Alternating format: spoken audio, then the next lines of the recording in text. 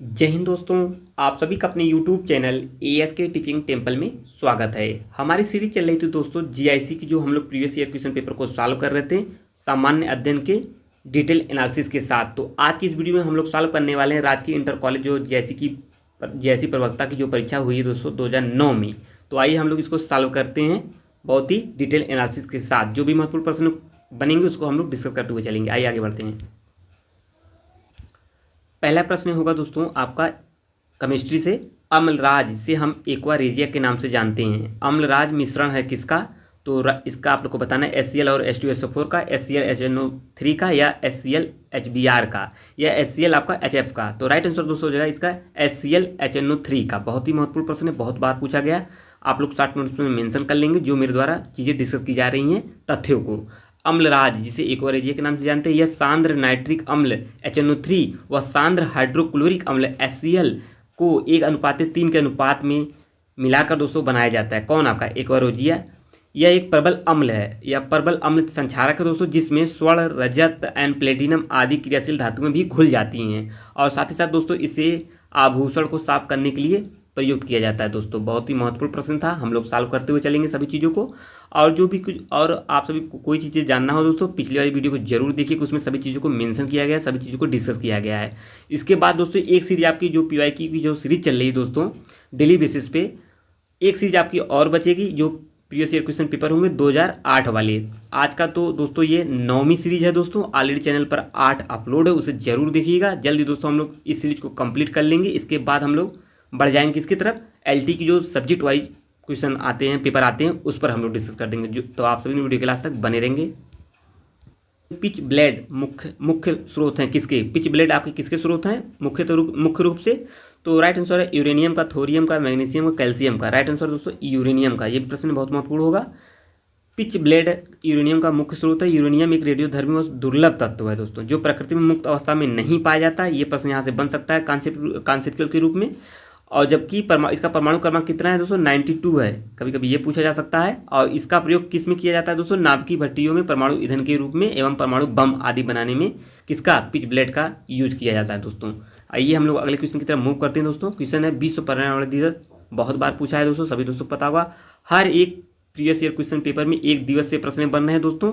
तो बिल्कुल आप लोग सभी दिवस को आसानी से तैयार कर लीजिएगा। जो हम लोग जो इस प्रीवियस ईयर क्वेश्चन पेपर यानी PYQ को डिस्कस कर रहे हैं बहुत ही एनालिसिस के साथ, बहुत ही शानदार तरीके से, जो मेरे द्वारा तथ्यों को बताया जा रहा है दोस्तों, उसे आप लोग अपने शॉर्ट नोट्स में मेंशन करते हुए चलेंगे, ताकि जो 2025 में अगर प्रश्न बने दोस्तों PYQ से या अन्य स्रोतों से, तो बिल्कुल आपका गलत ना हो। तो बिल्कुल आप लोग वीडियो के लास्ट तक बने रहेंगे, आपका सहयोग बहुत ही महत्वपूर्ण होगा हमारे लिए।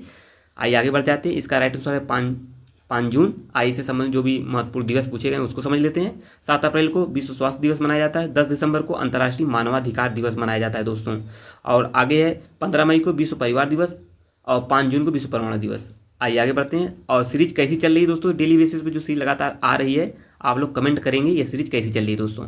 आपको सभी चीज़ें समझ में आ रहा है, मुझे आशा सभी चीज़ें समझ में आ रही होंगी। और मेरे द्वारा जो महत्वपूर्ण तथ्यों को दोस्तों डिस्कस किया जा रहा है, अति महत्वपूर्ण साबित होगा जो परीक्षाएं होनी है। निम्नलिखित नगरीय केंद्रों में कौन कोरोमंडल तट पर अवस्थित नहीं है दोस्तों? तो आपको बताना है कौन नहीं है। नागपट्टिनम है, या विशाखापट्टनम है, रत्नागिरी, एर्नाकुलम है। तो राइट आंसर दोस्तों नागपट्टिनम, ये नहीं है दोस्तों। आइए इससे संबंधित जो तथ्य बनते दोस्तों हम लोग डिस्कस कर लेते हैं। पुलिकट झील से लेकर कन्याकुमारी तक का क्षेत्र जो क्या कहलाता है? कोरोमंडल तट कहलाता है। इसी कोरोमंडल तट पर लौटते हुए मानसून द्वारा वर्षा होती है, सभी दोस्तों पता होगा। जो ये देखिए, ये भारत का जो मैप है, ये यहाँ यहाँ जो यहाँ तमिलनाडु, यहाँ जो कन्याकुमारी है, यहाँ पे आपको उड़ीसा पड़ता है। उड़ीसा में ही पुलिकट झील पाई जाती है दोस्तों, सभी दोस्तों को पता होगा। यहाँ का जो क्षेत्र, इतना जो क्षेत्र, ये क्षेत्र है दोस्तों, इसी कोरोमंडल के नाम से जाना जाता है दोस्तों। इसी तट पर दोस्तों तमिलनाडु राज्य में स्थित लौटते हुए मानसून से वर्षा होती है। बहुत ही महत्वपूर्ण फैक्ट है, बहुत बार पूछा गया है। यहाँ से सभी तथ्यों को हम लोग समझ लिए। आइए आगे बढ़ते हैं।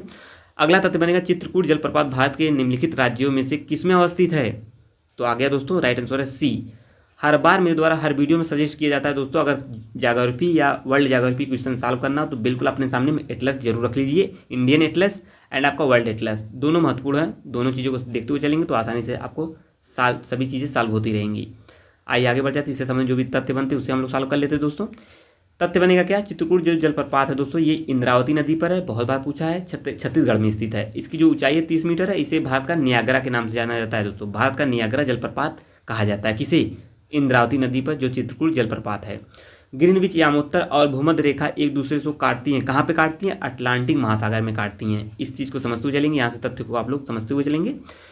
आप लोग कमेंट जरूर करिएगा दोस्तों किस प्रकार की यह सीरीज चल रही है। आज का जो ये वीडियो दोस्तों इसे लाइक कर दीजिए, शेयर कर दीजिए अपने मित्र ग्रुप में, ताकि सभी मित्र जुड़कर चैनल से ASK टीचिंग टेम्पल से कॉम्पिटिटिव एग्जाम की तैयारी आसानी से कर सकें। और जो मित्र नए हैं दोस्तों, वीडियो को वॉच कर रहे हैं लेकिन चैनल को सब्सक्राइब नहीं करें, बिल्कुल चैनल को सब्सक्राइब कर लीजिए दोस्तों, इस प्रकार की महत्वपूर्ण सीरीज पाने के लिए। जल्दी दोस्तों कुछ नया हम लोग लेके आने वाले हैं दोस्तों, आप कुछ अलग से सीरीज चलने वाली है, तो बिल्कुल नई सीरीज पाने के लिए चैनल को जरूर सब्सक्राइब कर लीजिए दोस्तों।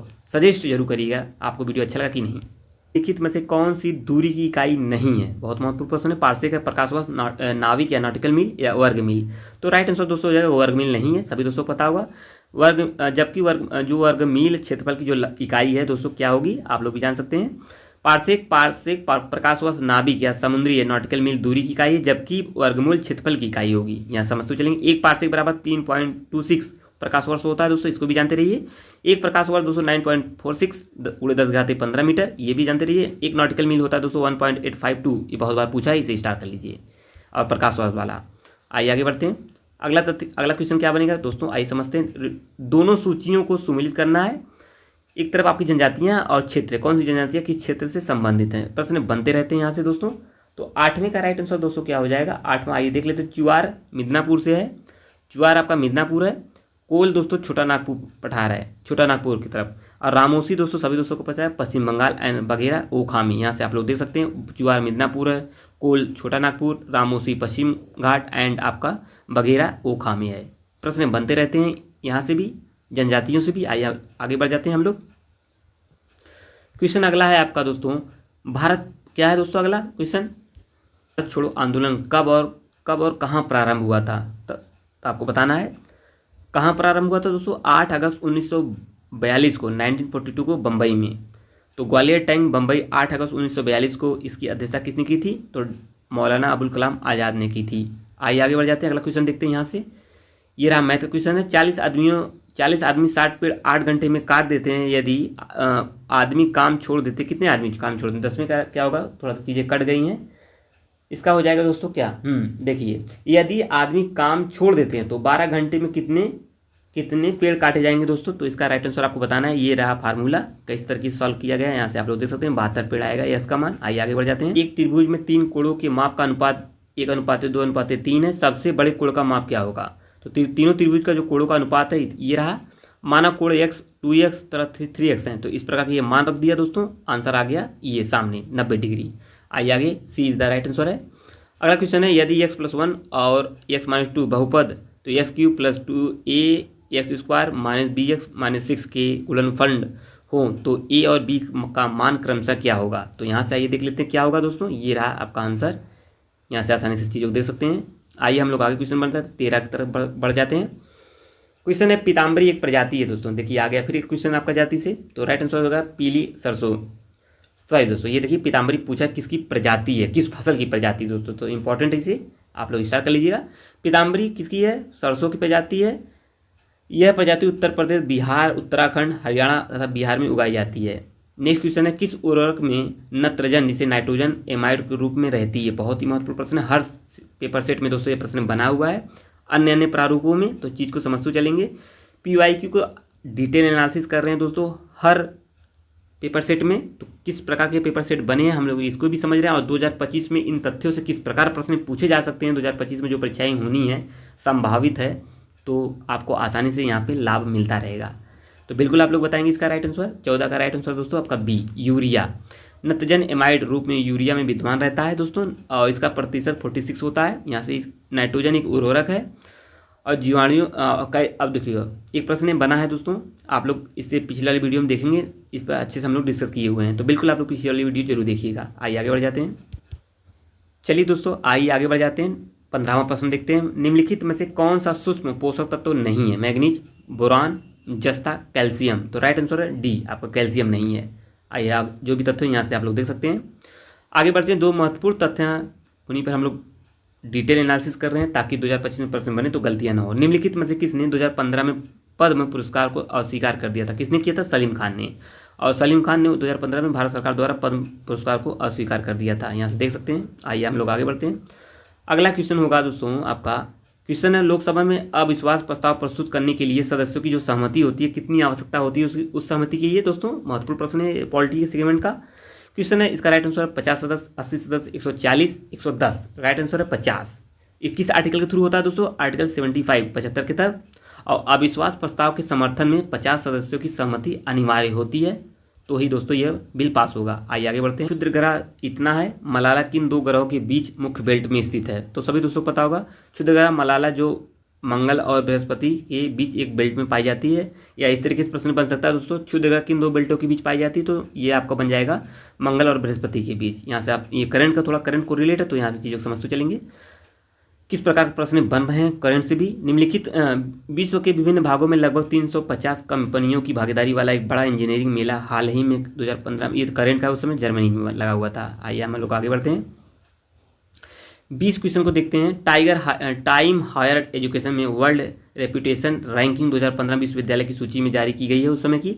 इस समय सूची में प्रथम स्थान निम्नलिखित में से कौन सा? 20 का राइट आंसर दोस्तों क्या हो जाएगा? ये भी करंट का प्रश्न ही है दोस्तों। इसका राइट आंसर हो जाएगा आपका बी, ऑक्सफोर्ड विश्वविद्यालय द्वारा। आइए आगे बढ़ते हैं हम लोग। अगला क्वेश्चन क्या है दोस्तों, उसे भी देखते हैं। 21वां, उत्तर प्रदेश में केंद्रीय कृषि विश्वविद्यालय विकसित किया जा रहा है। बांदा में, इटावा में, बरेली में, झांसी में। राइट आंसर दोस्तों झांसी में किया जा रहा है। निम्नलिखित में से कौन सी नहर उत्तर प्रदेश में अवस्थित नहीं है? महत्वपूर्ण प्रश्न होगा। तो राइट आंसर है हनुमानगढ़ नहर, ये आपका उत्तर प्रदेश में नहीं है। हनुमानगढ़ नहर कहाँ पे पड़ता है? आइए इसे भी हम लोग समझते चलेंगे। हनुमानगढ़ नहर उत्तर प्रदेश में न अवस्थित होकर दोस्तों ये राजस्थान में अवस्थित है हनुमानगढ़, जबकि धसान नहर, माता टीला नहर और बेतवा नहर उत्तर प्रदेश में। यहाँ से प्रश्न बन सकते हैं। किसने सुल्तान अजलान शाह हॉकी प्रतियोगिता 2015 में जीती थी? तो न्यूजीलैंड ने जीता था।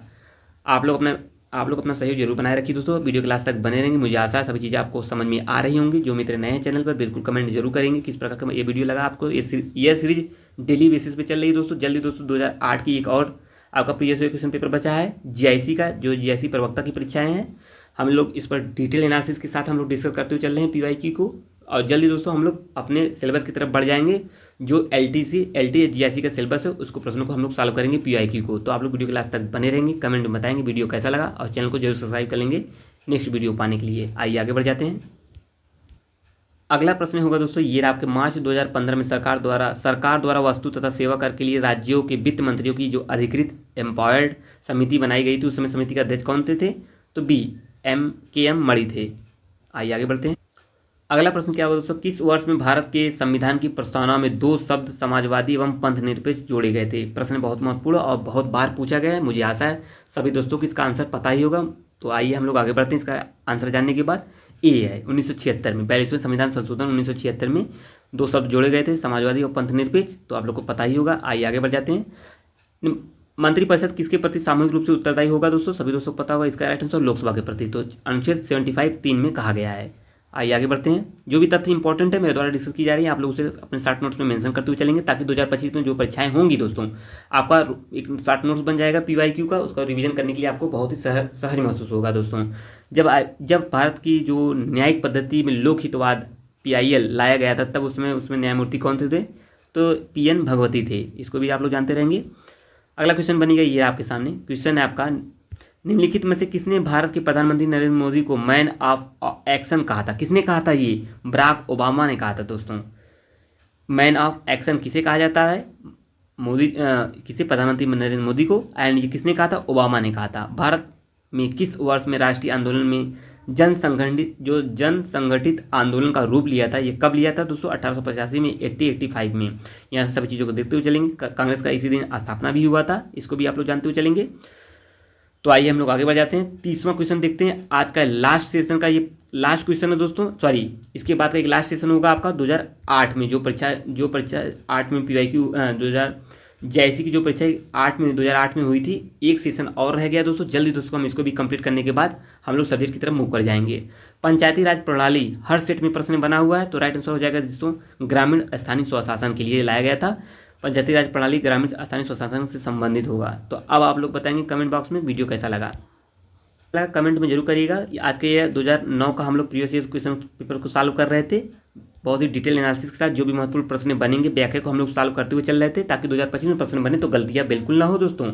और एक सीरीज लास्ट बची हुई दोस्तों आपकी 2008 की, जो जीआईसी परीक्षा में जो जीआईसी की परीक्षा हुई थी 2008 वाली, इसको भी हम लोग डिस्कस कर लेंगे नेक्स्ट सेशन में। तब तक के लिए आप सबका बहुत बहुत धन्यवाद। वीडियो को लाइक शेयर जरूर कर दीजिए। नेक्स्ट सीरीज पाने के चैनल को जरूर सब्सक्राइब कर दीजिए। जय हिंद दोस्तों।